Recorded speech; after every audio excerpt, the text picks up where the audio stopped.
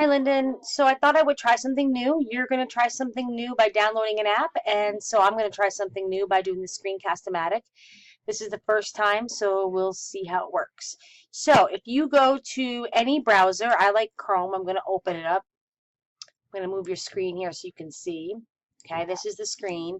You're going to go to Office 365. This is what you're going to get probably. Go right here to this login. I have already put in my username and my password. You will have to. It'll be like in the top right-hand corner. When you do, you're going to get this and a whole bunch of other stuff down here maybe. What I want you to do is I want you to go to this Teams button. Okay, so you're going to open the Teams.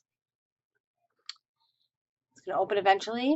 You're going to probably get a lot of this is how you use it screens. Just click or cancel out of it. It doesn't really matter too much. Just need you to get to this page. It's going to load. Load. Okay. So what you're going to do, these are my conversations. So you go over here, there'll be a circle icon. This is you. You're going to click on it. You're going to go down and you're going to go to download the desktop app. Okay. You're going to click that. It's going to download. You have permissions to do that. It will do it automatically. It'll end up on your screen. It will also, every time you turn the computer on, it will load.